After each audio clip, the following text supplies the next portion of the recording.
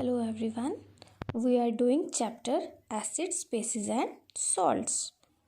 कल हमने chapter start किया था एसिड्स, बेसिस एंड सॉल्ट्स, जिसमें हमने क्या पढ़ा था कि एसिड्स क्या होते हैं, बेसिस क्या होते हैं, सॉल्ट्स क्या होते हैं एंड इंडिकेटर्स क्या होते हैं और कितने टाइप्स के होते हैं।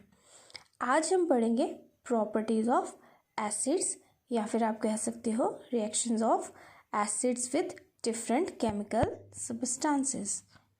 सबसे पहली प्रॉपर्टी है एसिड्स की रिएक्शन विद वाटर।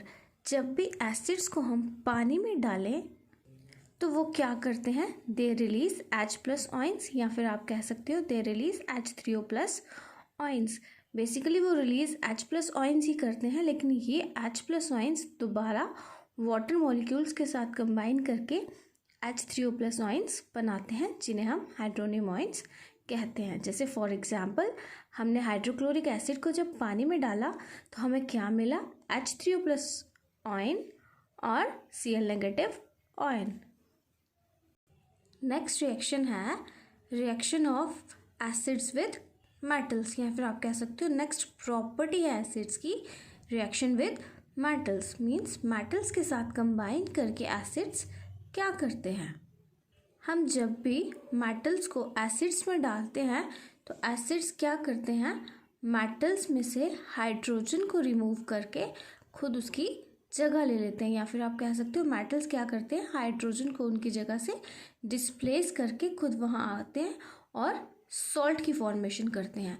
तो इस तरह की रिएक्शंस हमने पहले भी पढ़ी हैं, जिसमें एक एलिमेंट एक कंपाउंड में से दूसरे एलिमेंट को हटा के खुद उसकी जगह ले ले, उसको हम क्या कहते हैं, डिस्प्लेसमेंट रिएक्शंस।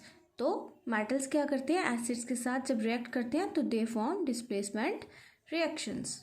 बट इसमें भी एक कंडीशन है कि एसिड्स उन्हीं मेटल्स के साथ रिएक्ट करेंगे जो मेटल्स हाइड्रोजन से ज़्यादा रिएक्टिव हों। जो मेटल्स हाइड्रोजन से कम रिएक्टिव होंगी ना, तो वो क्या करेंगी, एसिड्स में से हाइड्रोजन को रिप्लेस नहीं कर पाएंगी।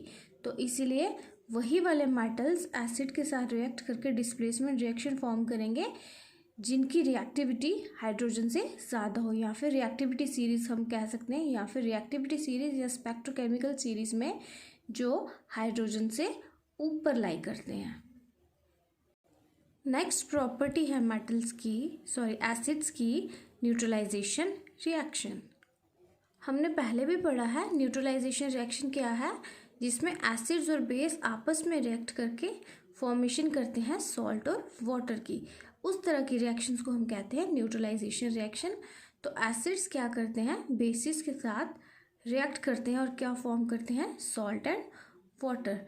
तो एसिड्स की एक ये प्रॉपर्टी भी है कि they form neutralization reactions. Next property है एसिड्स की reaction with metallic oxides. Metallic oxides क्या हुए, oxides of metals.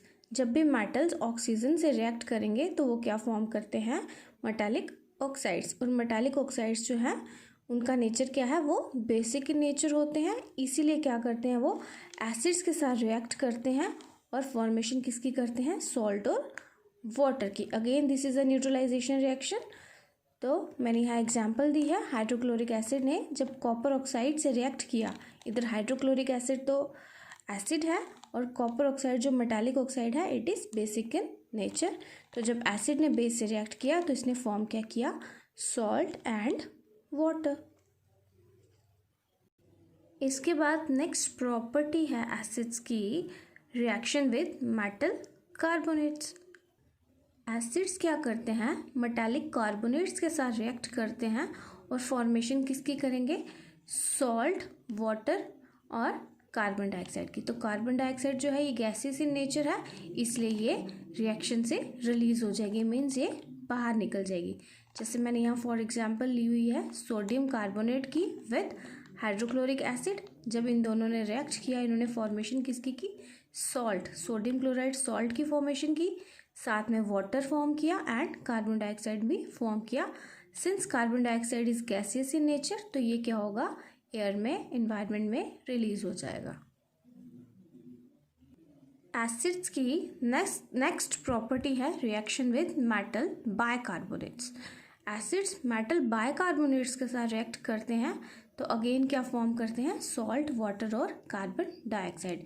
Acids metal carbonates और मेटल बाइकार्बोनेट्स दोनों के साथ रिएक्ट करके सेम ही प्रोडक्ट फॉर्म करते हैं, salt, water and carbon dioxide. Metal bicarbonates को हम मेटल हाइड्रोजन कार्बोनेट्स भी बोलते हैं। यहाँ मैंने एग्जांपल दी हुई है सोडियम बाइकार्बोनेट की और हाइड्रोक्लोरिक एसिड की। तो जब ये दोनों रिएक्ट करेंगे आपस में तो they will form salt, sodium chloride, they will form water molecule and carbon dioxide which is released into the atmosphere. Another property of acids क्या है, reaction with sulfides। एसिड्स क्या करते हैं, मेटालिक सल्फाइड्स के साथ रिएक्ट करते हैं और फॉर्म क्या करेंगे, हाइड्रोजन सल्फाइड। मेटालिक सल्फाइड्स क्या है, reaction of metals with sulphides. तो जब मेटल सल्फाइड के साथ रिएक्ट करते हैं तो वो जो कंपाउंड फॉर्म करते हैं दे आर मेटालिक सल्फाइड्स, और उन मेटालिक सल्फाइड्स के साथ जब एसिड रिएक्ट करते हैं तो दे फॉर्म हाइड्रोजन सल्फाइड। यहाँ मैंने एग्जांपल ली है मेटालिक सल्फाइड की, जिंक सल्फाइड। जिंक ने जब सल्फर से रिएक्ट किया तो इसने क्या फॉर्म किया, जिंक सल्फाइड। और इस जिंक सल्फाइड को जब हाइड्रोक्लोरिक एसिड से हमने रिएक्ट करवाया तो इसने क्या फॉर्म किया, जिंक क्लोराइड और hydrogen sulphide. Hydrogen sulphide is a gas. Next property है एसिड्स की, टेस्ट। ये मैंने पहले भी बताया आपको कि acids have a sour taste. Acids का टेस्ट क्या है, खट्टा।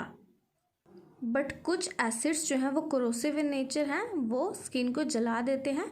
इसीलिए इट इज़ एडवाइजेबल कि हम सारे के सारे एसिड्स को टेस्ट ना करें। हम सिर्फ ऑर्गेनिक एसिड्स को टेस्ट कर सकते हैं जो प्लांट प्रोडक्ट्स में पाए जाते हैं, लेकिन हम इनऑर्गेनिक एसिड्स जो लेबॉर्ट्री में प्रिपेयर होते हैं जैसे hydrochloric acid, sulphuric acid, nitric acid, उनको हम टेस्ट नहीं करते हैं। उनको टेस्ट करना हार्मफुल हो सकता है। इसके बाद नेक्स्ट प्रॉपर्टी है फिजिकल स्टेट, मतलब एसिड फिजिकली किस स्टेट में पाए जाते हैं, सॉलिड, लिक्विड और गैस। तो कुछ जो एसिड्स है वो सॉलिड स्टेट में पाए जाते हैं और कुछ एसिड्स जो हैं वो लिक्विड स्टेट में पाए जाते हैं। जैसे फॉर एग्जांपल बोरिक एसिड और ऑक्सैलिक एसिड सॉलिड स्टेट में है, एसिटिक एसिड और फॉर्मिक एसिड जो है ये लिक्विड स्टेट में है। नेक्स्ट प्रॉपर्टी है एसिड्स की, they act as electrolytes. Electrolytes क्या होते हैं, वो केमिकल सबस्टांसेस जिनको हम जब पानी में डिसॉल्व करें ना तो दे डिसोसिएट इनटू ऑयंस। तो ऐसे सबस्टांसेस जो ऑयंस में ब्रेकअप हो जाए on dissolving into a solvent, उनको हम कहते हैं इलेक्ट्रोलाइट्स। एसिड भी इलेक्ट्रोलाइट्स हैं, जैसे ही हम इनको पानी में डालेंगे तो they form ions, H+ ion release करते हैं एसिड्स। और due to the presence of ions, क्योंकि जब पानी में या एक्वस सॉल्यूशन में या सॉल्वेंट में डिसॉल्व करने के बाद ये ऑयंस रिलीज करते हैं और मूवमेंट ऑफ ऑयंस को हम कहते हैं इलेक्ट्रिसिटी, कंडक्शन या इलेक्ट्रिक करंट। इलेक्ट्रिक करंट क्या है, it is the movement of ions.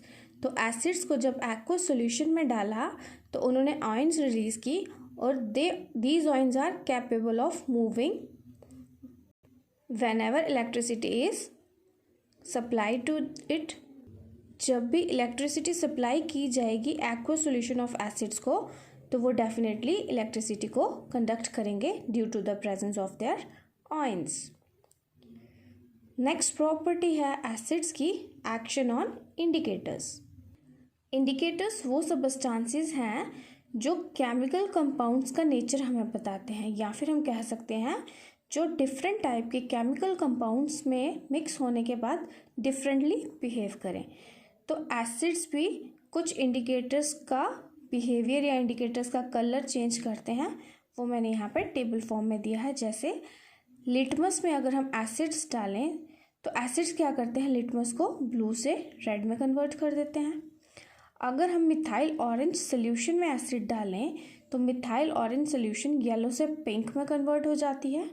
अगर हम फिनोप्थलीन सोल्यूशन में उसमें एसिड डालें तो फिनोप्थलीन सोल्यूशन का कलर पिंक से क्या हो जाएगा, कलरलेस। तो ये थी प्रॉपर्टीज ऑफ एसिड्स। पहली रिएक्शन विद वाटर, दूसरी रिएक्शन विद मेटल्स, तीसरी neutralization reaction, fourth reaction with metallic oxides, fifth reaction with metallic carbonates, sixth reaction with metallic bicarbonates, seventh reaction with sulfides, eighth taste, ninth physical state, 10th they act as electrolytes, and 11th action on indicators.